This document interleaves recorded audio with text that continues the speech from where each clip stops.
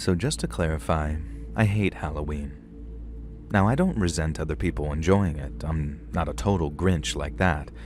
But every year when all those decorations start going up and the big bags of fun-sized candies start appearing in the stores, I'm reminded of something I've tried a long time to forget. I used to live in an apartment in the city, and I'd spend a lot of my time sitting at my computer whenever I wasn't at work or at the gym. My desk was right next to a window on my left, and sometimes I'd find myself looking out of it and watching the city just go by. I wasn't a creep about it. I didn't stare at anybody or anything. It was more like people watching, wondering where folks have been, where they're going, and what kind of lives they lead. I saw people walking around during the holidays in their hats and coats, carrying gifts or trays of covered food. I saw all the new college kids moving in around September, wheeling office chairs along the sidewalk with bags slung over their shoulders. And then around Halloween, depending on which day it fell on, I'd see costume kids walking the streets and collecting candy and admiring each other's costumes. And despite what I said earlier about hating the holiday, I actually used to really dig it. I'd carve one of those miniature pumpkins to put on my windowsill and hang a small Happy Halloween banner above it. I'd put a bowl of candy down near the front door as well, something for the kids to help themselves too. And it quickly became one of my favorite times of the year, and I'd sometimes find myself window watching for that first hour after dark, standing there with a beer or a cup of coffee and just checking out what the costumes the kids were wearing that year. Now, back in 1989, it was a Batman year in a big, big way. The movie had just come out that summer, so I knew that I was going to see a lot of Bruce Waynes walking around down there. But the night itself was beyond anything I imagined. There was like an entire army of little Batmans out there, only occasionally broken up by the odd Nicholson-era Joker with a purple blazer and green hair. You got yourself your usual suspects, your vampires, your zombies, your werewolves. But that year, the Batman dominated. So maybe around 7 in the evening, I was done window watching and I was back at my desk doing a little work prep. And since it was all prep, sometimes I'd done a million times, I found it all very boring. And then as my eyes started to wander, I caught sight of a group of trick-or-treaters walking past my window. And out of habit, I turned to check out their costumes and was surprised to see a group of 4 kids, maybe 12 to 13, and without a single Batman among them. There was an Indiana Jones, a pretty good one too, but the one that really caught my attention was the kid dressed as John Rambo, complete with a black tank top and red headband. I was thinking, how the hell did a kid manage to catch a total gore fest? But then I remember my own 12-year-old self moving mountains just to get my hands on a copy of that Texas Chainsaw Massacre movie. And then right as I'm reminiscing about watching Leatherface going absolutely bat-poop crazy at the end of the movie, I see this dark gray van pull up next to the kids. I couldn't see the driver, but I saw the kids stop and look over towards the window where he was obviously talking to them. Seconds later, the driver got out of his seat, slammed the door closed, and walked around to the double doors at the back. The kids followed him, each of them looking curious as the guy kind of yapped away like he was trying to sell them something. And he looked normal, I guess, totally unremarkable. But as he's standing there talking to them and pointing towards the rear of his van, I get this sudden and terrible feeling that something awful was about to happen. I guess it was because of how cartoonishly suspicious it looked. Like it legitimately looked like a scene from some cheesy after-school special which has the theme Stranger Danger. But I guess that's what also gave me pause to look. I didn't know who that guy was, but those kids might, and it was entirely possible that he was one of their dads or uncles or something, there to actually get them after trick-or-treating.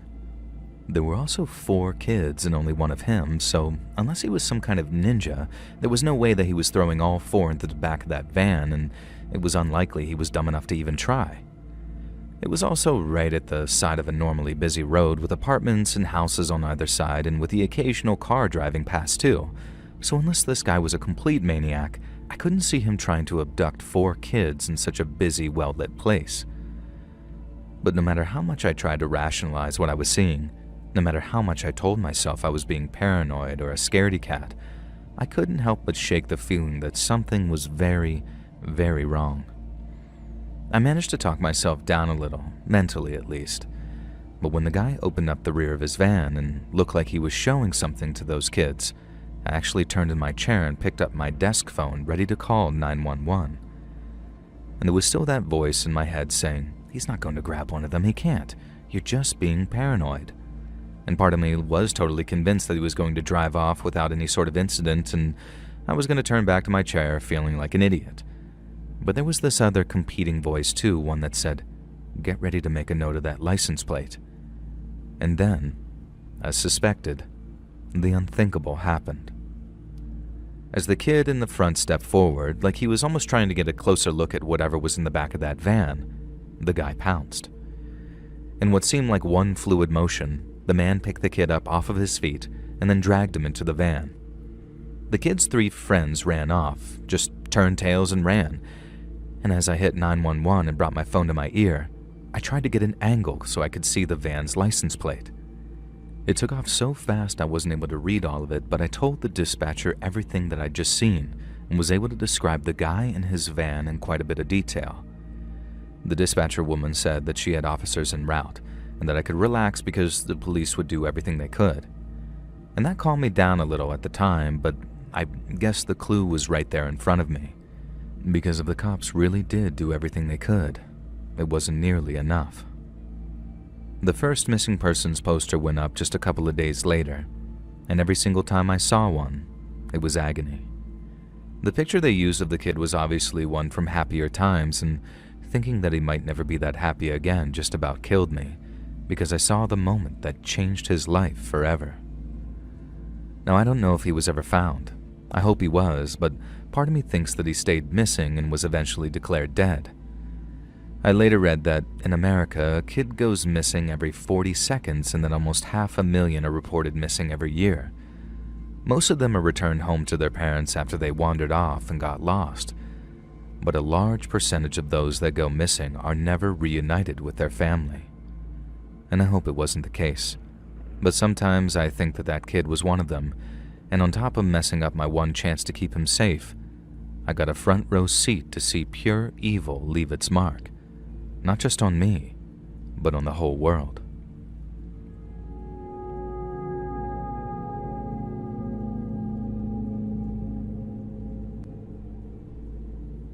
When I was in 8th grade and with Halloween fast approaching, me and my middle school buddies brought up the subject of trick-or-treating. Now at age 12, we felt like we were right on the cutoff point for it because when we got to high school, doing stuff like dressing up seemed like it'd get us very little candy and a whole lot of bullying. And then as we were talking about it, it suddenly hit us that 2002 would be our last ever year of trick-or-treating. Now I'll save you all the boredom of a long poetic diatribe about growing pains and putting away childish things, but I mean it when I say that we were bummed out as hell. Yet that only motivated us to go all out with our costumes so we could truly make that last night of candy mining one to remember. I didn't have the hair to dress up as Aragorn or Legolas, so I put together a hobbit costume consisting of a brown jacket, shorts, and a green blanket that I turned into a cape. I also got my hands on a pair of novelty human feet slippers, which really tied the costume together and made it look like I had giant, hairy hobbit feet. Now my buddy Chris dressed as Harry Potter, which was easily the best costume because he had all the Gryffindor merch to make it look legit. And then our 2 buddies, Richie and Matt, came as Spider-Man and Shrek, respectively, with Matt painting his entire damned head with green face paint and even dyeing his hair green too. And he got a gold star for effort. But without the bald head or Shrek ears and being skinny as a rake, he just looked kind of hilarious. Now we all met at my house at around 5:30, and then after putting some finishing touches on our costumes, my mom grabbed her camera and snapped a picture for posterity. And that picture ended up being something that I deeply cherish, even all these years later.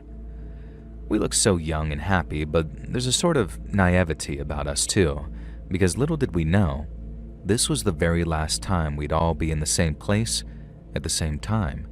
We just didn't know it yet. We headed out onto the streets at around 6 p.m., and while Halloween was always a big deal around our neighborhood, that year it felt extra special. Whole platoons of costumed kids were being led up and down the sidewalk by their chaperones, and almost every single lawn was trying to out-spooky its neighbors with increasingly extravagant decorations. And if our business was candy, then business was good.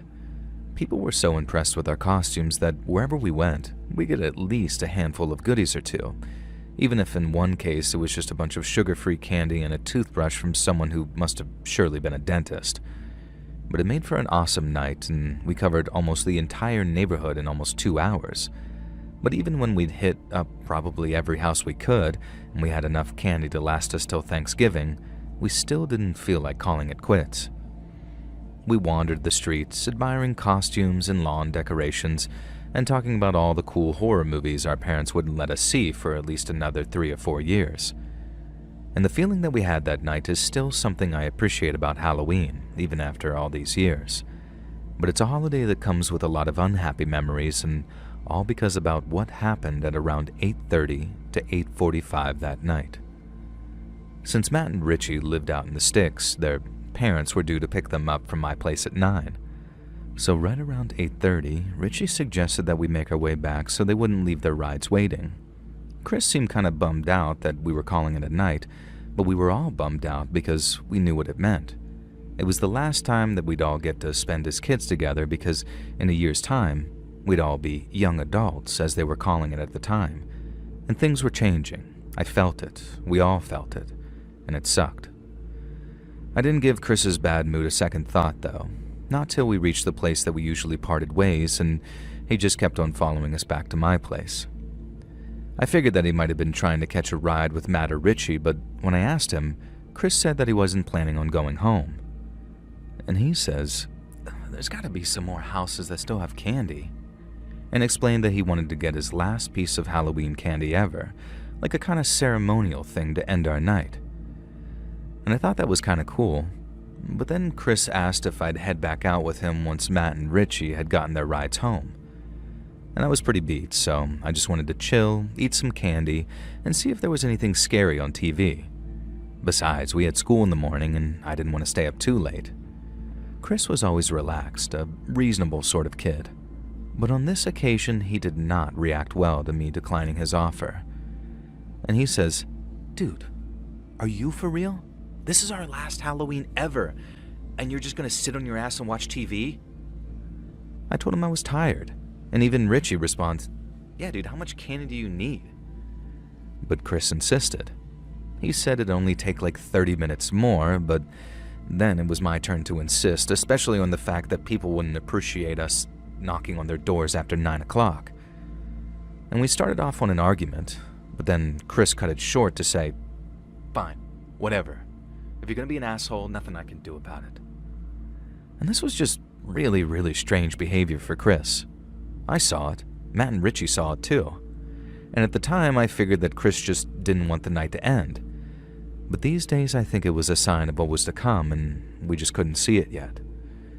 And as Chris marched off, I yelled after him, asking where he was headed, and he mentioned a street that we hadn't covered yet, maybe 15 minutes walk away. And then after Matt responds, "The hell's gotten into him?" we went inside to just revel in our candy hauls before Richie's parents showed up.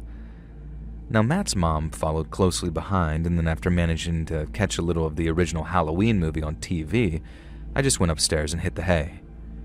I thought about Chris, about him knocking on those doors alone. And first I thought that I might have missed a place, that maybe a couple of houses had been like, "Here, take the rest of this candy, I don't want my kids rotting their teeth." And I could see him the next morning in school saying something like, "Dude, you missed out big time." But the next day, I woke up to a text message Chris had just sent after midnight, and all it said was, "Hello, meat pliers." I'm thinking, what the hell? Hello, meat pliers? And I texted back saying, "Lol, what the hell does that mean?" And since we should have both been getting up for school around that time, I figured that it wouldn't be long before I got a reply. But Chris never texted back. I caught up with Matt and Richie over lunch and asked if either had spoken to Chris that morning, and neither of them had heard from him, so I just brought up the weird message. But Matt and Richie figured it was Chris's idea of some joke or something. And I had to wait until I was out of school to call him, and after getting a voicemail a few times, Chris's mom answered the phone to tell me that he was sick. And my first thought was something like, stupid idiot ate so much candy that he made himself sick. And I texted Richie and Matt to let them know. And we figured that we'd see him the coming Monday in school once his blood sugar had lowered from critical to just warning. But he didn't show up then either. I tried giving him another call, but his phone was off, and then when I tried Chris at home, his mom told me he was still sick and she'd get him to give me a call when he was able. Now, I might have been 12, but I wasn't completely stupid. I still believe Chris was sick in some way, but I also had the feeling that there was something his mom wasn't telling me, and there was more to it than just some illness.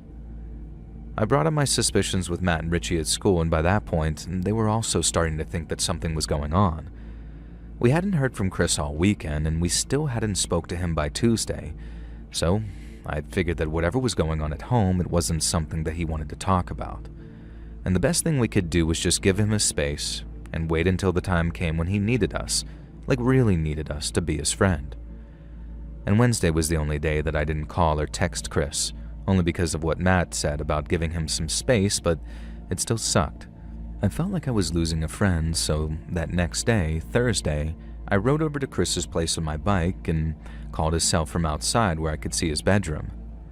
I figured that it'd just be all like other times, that it'd either ring out or it'd be switched off. But for the first time in days, Chris actually picked up the phone. I waited for him to say hello or what do you want or something like that, but he didn't say a thing. He just sort of stayed quiet till I asked, "Chris? Are you there?" He still didn't say anything, but I could hear him breathing, and he did the same thing when I asked if he was okay. He didn't say a damned word, he just sort of listened to me, and then he hung up.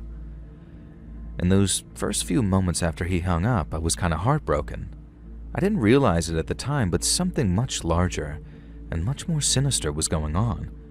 But in the moment, all I could think was that he just sort of didn't want to be friends with me anymore.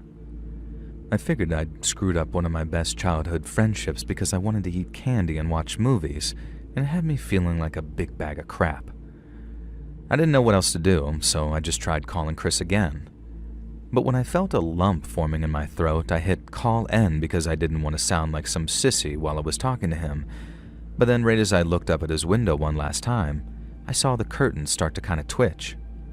Someone took hold of one of the curtain, and then after peeling it back, I saw Chris looking out from the dark of his bedroom. Only he didn't actually look like Chris anymore. Even from down his driveway, I could see how pale and gaunt he looked, and it was like his first time seeing the world outside. He looked all around at first, like he was almost scanning for something, and then these big, blank eyes locked on me. I raised a hand, intending to wave it, but I remember stopping short and just sort of holding my hand up to see if he'd react, and he didn't.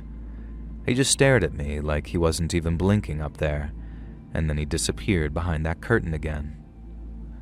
I remember just sitting there on my bike seat, sort of staring up at Chris's window in a kind of daze. In the space of just a couple of minutes, I went from being worried to heartbroken to just straight up scared. Whatever was happening to Chris, it was serious, and I could tell that much from the way he looked. And you can call it intrusive if you want, but I'd be damned if I didn't try and find out what it was. I tried everything I could think of. I tried calling him a bunch more, I tried talking to his mom, and I even got my own mom to call her, thinking that maybe she might tell another grown-up what was really going on. But all Chris's mom would say was some variation on, "He's sick, he's getting bed rest, and he'll be out of school until he's well again." And at the time I thought that my mom might be in on it too, but by that I mean that Chris's mom had told her the truth and that she was hiding the truth from me for some reason. And I guess it was at an age when I was acutely aware that grown-ups didn't tell kids everything, and sometimes it was just a version of the truth and not the whole truth, if that makes sense. And so I got fixated on that till I asked my mom, and it wasn't until she actually got mad at me that I started to believe her. It was only then that I brought up Chris's "hello meat pliers" messages, how I was worried that he wasn't just sick and that something worse was happening. Mom gave Chris's family another call, and this was maybe a week after the first, so I figured that she might get an update of some kind. Well, she did get an update, and the update was that Chris and his family were leaving town. And when she told me, she said that there was a chance that Chris had stopped talking to us, as in me, Richie, and Matt, because he was upset about the move. She said that people handle stuff like that in weird ways sometimes, and that sometimes people choose to ignore their emotions instead of confronting them. I asked why Chris's mom would lie like that and say that he was sick, and she told me that parents protect their kids by any means necessary sometimes, and that a little white lie sometimes spares a whole lot of heartache. But it wasn't just a little white lie. I'd seen his face. So whatever was going on with Chris, I knew that it was serious. Mom said that I'd come to accept it as time moved on, but it didn't, and I never have. I think something happened to Chris that night that he went off trick-or-treating on his own, and I think it was so bad that he and his family either chose to leave town or just straight up had to. I tried looking him up on Facebook a while back, but he doesn't seem to have any kind of social media, and I figured enough time might have passed that he'd be willing to talk about it, but even if he is, I couldn't find him anywhere. Sometimes I think about that weird text message he sent too, and in my darkest moments, I think he wrote, "Hello, meat pliers," because he was using predictive text in a very terrified frenzy. And what he'd really meant to text was, "Help me, please."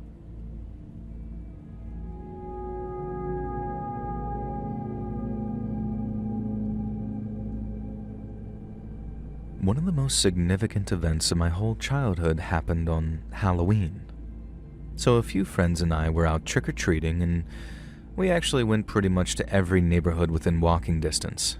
And then on the way back, we found ourselves wandering past a place of almost legendary status. And for as long as we'd been aware, there was this old house in the neighborhood over from us. One close to the other homes, but also disconnected by large, overgrown front yards and a fairly long driveway too. Now, we never saw anyone home, and we never saw any cars in the front yard, and we never saw anyone either coming or going. We were pretty sure it was abandoned in some capacity, that someone owned it but never visited. But what we were 100% certain of is that the place was haunted. If you saw the place at 13, you'd probably think it was haunted too. Heck, see the place at 30 and you probably still think that that place has a resident ghost or two. It looked like a haunted house, all old and gothic and stuff, like the kind of place the Addams family would live. And so naturally, a bunch of over-imaginative 13-year-olds were convinced there were long-dead spirits wandering the halls. And as we walked past, we all went a little quiet, just kind of checking the place out before our buddy Charlie slowed down to a stop. And this big grin came over his face, I remember. And then he says, "How much candy are you going to give me if I knock on that door?" Now we're all thinking, dude, there's no way you're about to knock on that door. But Charlie bet his entire bag of candy that he would, and suddenly none of us would take his bet because he was clearly very serious about dingle-dong ditching this haunted house. Now, I still had my doubts, and when I bet him a handful of candy he wouldn't do it, our two other friends did the same. And then once the bets were in, off goes Charlie, bold as brass down that driveway. We carried on watching him walk up the driveway, pretty skeptical and doubtful, and then when he got to the door, Charlie looked back at us. He was trying to be brave and not show any fear, but even from all the way down the driveway we could see how nervous he was. Now I remember hearing, "I told you wouldn't do it." But then I guess Charlie did too, because right after it got said, Charlie raises his fist and knocks on that door. And one of us actually gasped, I remember. And I remember not giving a crap about candy at that point because Charlie just hammered on the door of some haunted house. And we all watched in silence as he backed away from the door, turning his body as if he was about to run. But not only did the door not open, but nothing moved and nothing stirred. The house stayed dark and incredibly quiet, and the longer it did, the more Charlie's confidence started to build. He stopped, and instead of walking back down the driveway towards us, he walked right back to the front door of the house and knocked for a second time. He did it even louder that time and with a kind of playful rhythm too. Do-do, do-do, do-do-do. And we're laughing among ourselves by that point, mainly at just how brazen Charlie was being. And then once he heard and saw us laughing, that only spurred him on more. And when he knocked a third time and started yelling out, "Hello? Anyone home?" We thought it was hilarious as kids. I guess it was all that tension being relieved, realizing that our fears about that place had been completely unfounded. Charlie started yelling about how if a ghost didn't appear to give him a treat, he was about to give them a trick they'd regret. Then he yelled that he was going to come back with holy water and sprinkle it all over the place so the ghost couldn't live there anymore. And we were just laughing our butts off by the time he got to that part, and one of us says, "All right, brother, you won. Come get your candy, let's get going." But Charlie wasn't done. He then started dancing on the porch, singing the Ghostbusters theme like, "I ain't afraid of no ghosts." And then we were about falling over laughing. And then just as I looked up, sides hurting from laughing so hard, I saw the door behind Charlie suddenly open.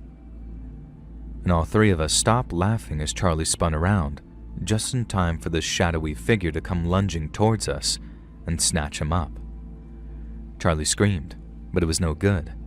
This person dragged him back into the house before slamming the door closed, and then there was silence again. The moment that door slammed, the three of us went running down the driveway while yelling Charlie's name. I guess it was pure instinct, something propelling us to try and help our friend, but that front door was closed and locked, and since busting into the house some other way seemed insane, we knew the only best thing to do was to go get help. As I said, the house was like this oddity in the neighborhood, part of it but not part of it, so there were a couple of houses nearby we could run to. And we ran to the door of one, just banging on it until some angry-looking adult opened it up, and then we all started yelling together in this chaotic explosion of begging and pleading. And I guess all the guy needed to see were the looks on our faces to know that we weren't just a bunch of trick-or-treaters anymore. I remember he ran inside, called the cops, told us to all shut up, and then asked one of us to explain in a few words what had just happened before he relayed all that information to the cops. We were still freaking out, begging them to hurry, but the guy kept telling us to shut up so he could hear the dispatcher. And we then waited in the guy's front yard with him until we heard the sirens, and then we ran over to the haunted house and to where the cops pulled up and then begged them to go help Charlie. The cops ran up to the driveway, told us to stay back, and then banged on the door while we watched. I remember my buddy saying, "Kick the door open, he's in there, kick the door open." But obviously the cops wouldn't do that right away. We thought we were going to have to wait minutes, and those were minutes that we didn't think Charlie had, so we started freaking out all over again, thinking no one was taking us seriously. We all joined in, yelling at the cops to get in there and rescue our friend, but all they did was bang on the door again, saying, "Police, open up." It was agonizing, thinking Charlie was going through God knows what, and the cops are just knocking on the door like they're collecting for goodwill. But then, right after they'd knocked that last time, the door swung open again, and out stepped a man with Charlie at his side. We weren't close enough to hear what was said to the cops, but we could see Charlie just standing there, either nodding or shaking his head every time the cops directed a question to him. And that just kept going on for a minute or two as we stayed quiet, expecting the guy to get arrested at any moment, but he didn't. The cops didn't even touch their cuffs, and then another minute or two of talking, the guy walked back inside what was by then a well-lit hallway and shut the door again. The cops walked Charlie up the driveway towards us, and we were still in this sort of stunned silence, not able to comprehend how that grabber hadn't been arrested. But then as they got close, one of the cops was saying something like, "Lucky that gentleman was home to help your friend out, but things could have been much worse." And we're thinking, what the hell are you talking about? And started explaining Charles had been grabbed and pulled in. But then the cops basically told us not to make up tales like that, and they knew that we were trying to do some sort of prank on that place because that person wouldn't give us any candy. Now, we didn't know what he was talking about at first, but when it clicked that that grabber had tricked them somehow, one of my friends got incredibly mad, saying, That's not what happened." And he tried explaining the whole thing to the cops, like from start to finish. But then Charlie turned to him and said, "Dude, we shouldn't make up stuff like that. It's not cool." And we were stunned for what seemed like the 12th time that night.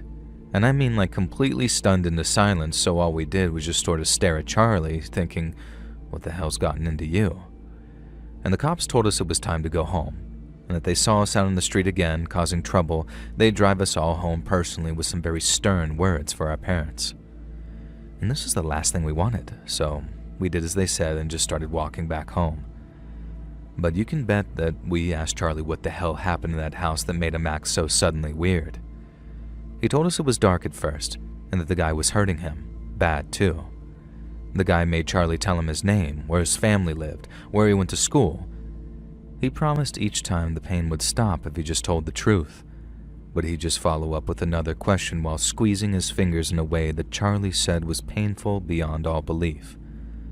The guy made Charlie tell him almost everything personal about him, and then he said if he ever showed his face around or he talked about what he'd seen inside that house, he'd burn Charlie's home down at night with his family asleep in their beds.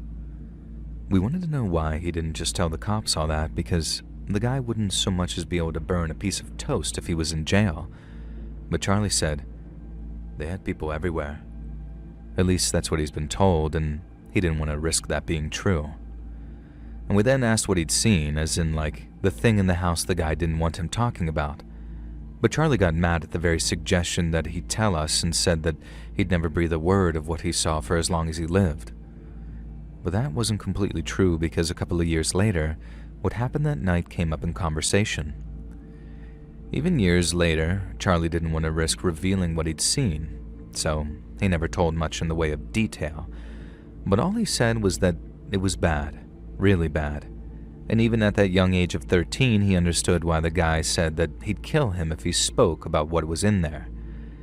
And he said that that was what made him believe that something might actually happen if he talked, because it was obvious that they weren't normal, and that they weren't good either. Sometimes me and my friends would talk about it, the ones that were there that night, and we didn't say anything to anyone else, but sometimes we'd talk about it among ourselves when Charlie wasn't around. And sometimes we wondered if he was making it out to be more than it was. But Charlie wasn't the type. His story also stayed completely consistent, and for many, many years too. And he also refused to go anywhere near that part of the neighborhood again, and if he'd made it all up, I don't think he'd have been that scared for that long. We ended up going to different colleges later, and we ended up losing touch over time. I learned to know better than to ask what he saw inside that house, but that doesn't mean I don't wonder, and to this day, I think about whatever it was he saw, and it was so terrible that it actually scared him into keeping it secret.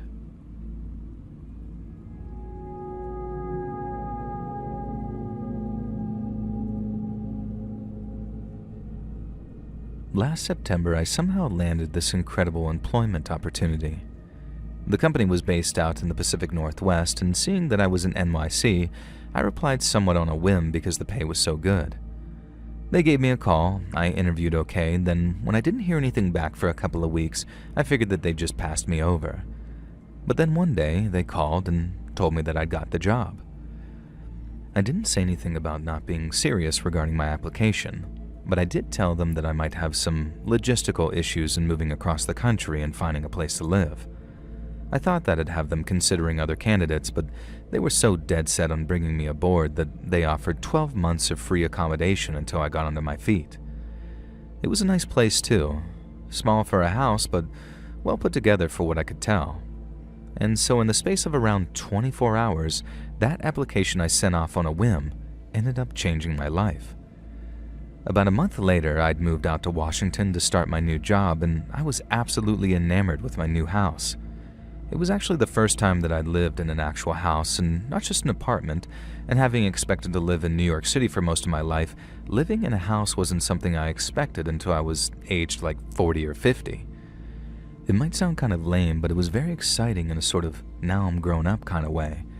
And the thing that got me super excited as we rolled into the middle of October was that Halloween was actually approaching pretty quick.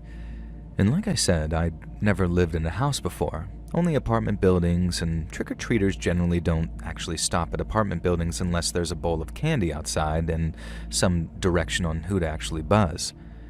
And that's if they trick-or-treat at all, because from experience, it's definitely much more of a suburban activity than an urban one. But that meant, as late October started to approach, I started planning what I was going to do for the spookiest day of the year. I carved a pumpkin, bought a ton of fun-sized candy bags, and then made sure my front windows had enough decoration to entice local trick-or-treaters. And let me tell you, it worked. And from maybe 5:30 to around 8 o'clock, I had around 24 groups of trick-or-treaters knock on my door. I saw a Waldo, a Beetlejuice, a couple of cowboys, and then there was the kid who looked exactly like the main character from The Bear, who'd also apparently mastered the "I'm so tired I could collapse" look.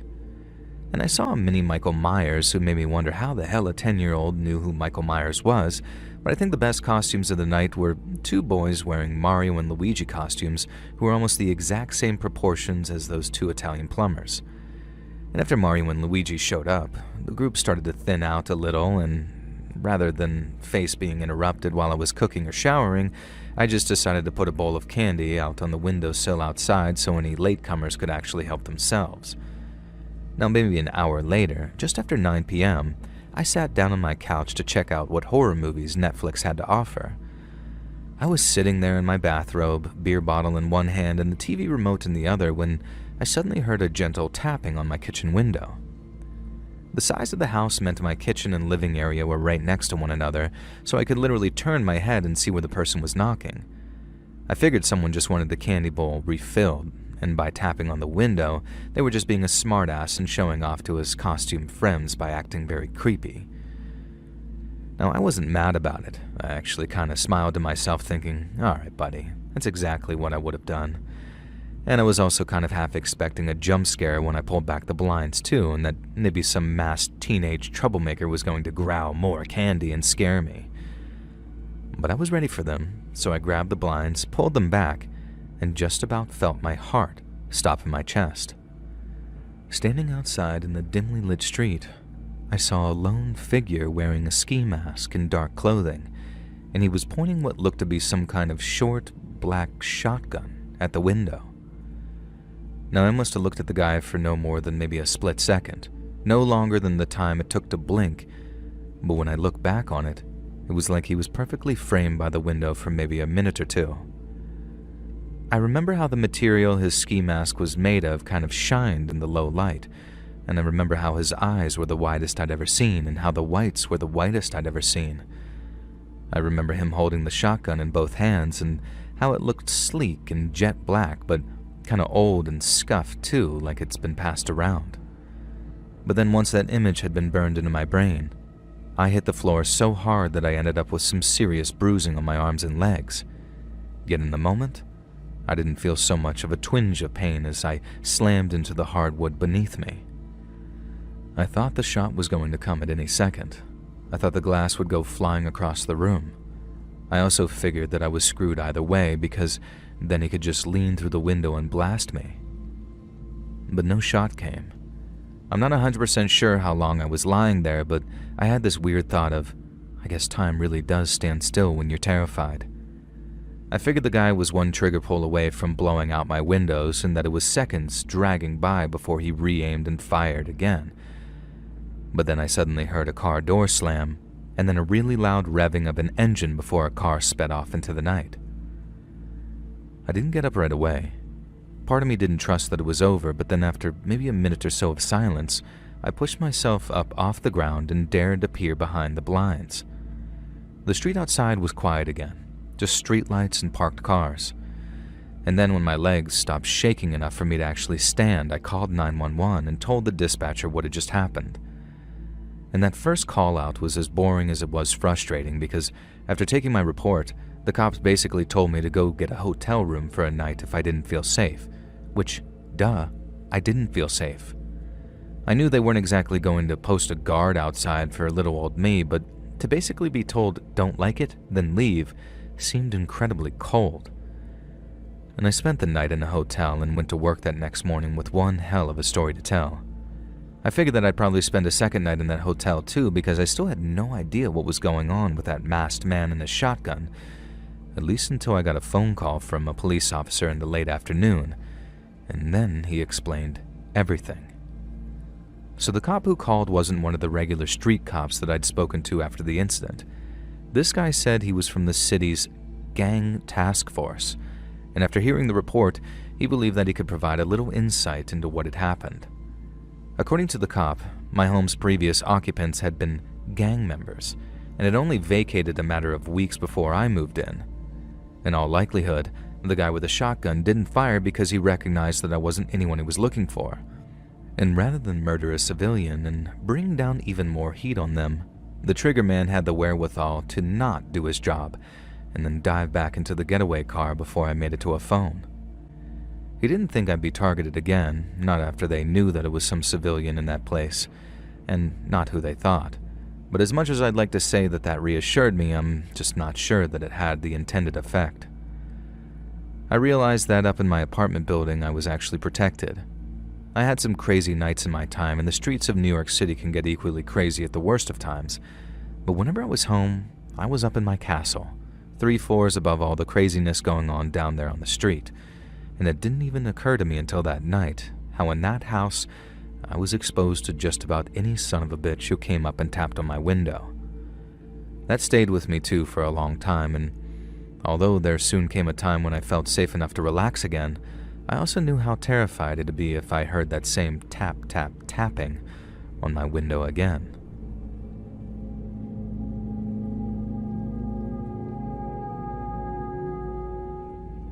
The scariest events of my entire childhood took place on Halloween. So I was out trick-or-treating with some friends, and we were making our way towards the neighborhood with big houses and some pretty long driveways. And we'd gotten full-size candy bars at a couple of houses the previous year. As you can imagine, we were pretty excited to get back there before they ran out. And as many of those big houses had people celebrating Halloween, so we had to walk between maybe 4 or 5 at a time before we saw ones with decorations. Now we hit up one place and then found another, but then had to walk like a whole block before we saw another place that looked like it was giving out candy. My buddies and I started walking up the driveway, and the place looked really friendly and welcoming. They didn't have just one, but 2 pumpkins out front, and whoever decorated the porch had spared no expense whatsoever. There was plastic bats hanging from the ceiling of the porch, creepy plastic root-looking things wrapped around the columns, and the front door had been draped in these fake cobwebs. It looked awesome, so I remember expecting nothing but a very warm welcome and some of those precious full-sized bars. And instead, we got something that sent us running and screaming back down the driveway. I remember pressing the bell at the side of the door but not hearing anything. I figured that it might have been one of those electric doorbells with sort of a softer ding-dong that you could only hear inside the house. But then when no one came to the door, I assumed that it was probably broken or something of that nature. And that's when I reached for the door to knock on it. But when I did, it swung open just a little on its hinges, revealing that it was unlocked and actually open. Both me and my buddies kind of looked at each other on account of how strange that was, and then I knocked once more while calling out, "Hello? Anyone home?" No one answered.